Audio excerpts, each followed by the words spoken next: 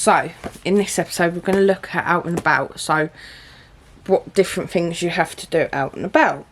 So when you're taking at photos of animals, you have to be careful. You must remember that to keep a low profile, so don't make yourself stand out. Wear clothing that the animal can't see you in, so camo gear, and make sure you stand behind shelter, because the shelter can keep it in. Make sure the animal's welfare is important, so make sure the animal's safe. If you feel that you have to go in harm's way of the animal, it's not really a good place to take a photo.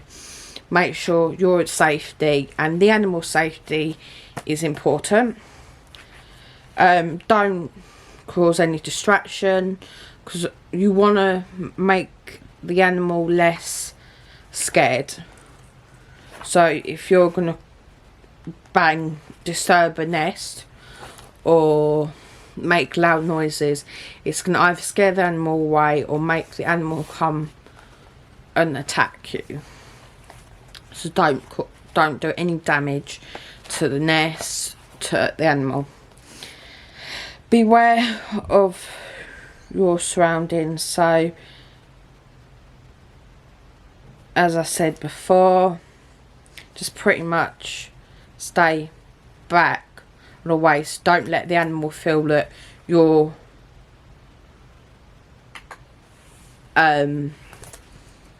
scary. So don't scare him to attack or run away. You want that good photo where you're quiet, down low as well, so you can take the photo. Okay, weather conditions we're going to look at now. So when it's hot weather, if you go to like desert or weather that's really hot, you want to keep to the shade. Don't go in the hot sunlight. If you have to, then keep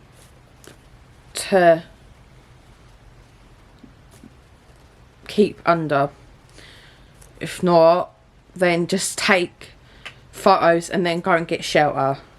So you want to stay under, not overheat really the camera, and if the camera gets overheated, it's gonna break it. With dry conditions, keep the lens, so if you're in like the desert and obviously it's really dusty and all that lot, you don't want to change the lens, so maybe keep the lens on instead of changing it. If you have to, then I would say go out of the dusty area and change it, but keep it on, I would just say. Temperature, if it's cold, you want to have extra batteries in your pocket. Make sure they're in your pocket, because your pockets are going to be hot, because if the battery gets too cold, it's going to drain it and then you've lost your battery. So have extra batteries just to keep it safe and that lot. Make sure you're wearing hands. Make sure you're wearing gloves, so that helps. In humidity or dry areas, wipe away the condensation, because you're going to have, if you're going from hot to cold, you're going to have condensation on the camera, so you want to wipe it. Maybe just have a little in the camera bag, always keep a little duster, little cloth that you can wipe over. In rain, you want to get under shelter. Use waterproof gear to a minimum, because obviously it's not 100% waterproof, so you want to keep it all dry. Go under shelter. It's good to take photos under shelter. You can really get the spots of rain, but from underneath, so you're not getting wet and the camera's not getting wet. Landscape. Now, when shooting at landscape, you want to check the weather before you go. you want to bring all the equipment. So as we said about the weather, if you're going to Iceland and it's really ice there and cold, you want to keep extra batteries. You want to be prepared for that weather. So say if you went away on holiday and one day it's going to be hot, one day it's going to be cold, you want to be prepared for any sort of weather. Take food. Obviously you're going to have to eat and drink to stay hydrated and nourished, so do take food if you need to, or if you don't, if it's provided. Obviously you don't have to, but then drink loads of water. Don't take unnecessary risks when shooting. So if you've got to go up a mountain and it's really dangerous, don't. You can take it from below, from safety, and it still looks perfect. You've got that sim, so if it's that you need, if obviously you're hiking and it's safe, if it's safe, then yes, obviously what I would say is ask first, obviously, to see if people go on there, and if they say no one goes on there because it's so dangerous, don't take that risk. If you're shooting on private land, ask permission. Don't just walk in and take photos. Ask permission. Finally, be mindset of the surroundings.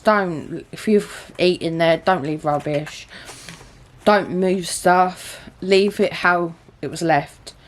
Then you're not going to have any problems. Right, so taking a photo of people, you always have to ask permission. Just polite. May I please take a photo of you doing what you're doing? Don't be bossy. So don't go, I want you to do this, I want you to do that. Better photo is of them just doing what they naturally do. You haven't got to pose them. You haven't got to tell them what to do. Take a photo of just them doing what they're doing. It's going to make it better than the pose sim. Obviously where you are, you have to be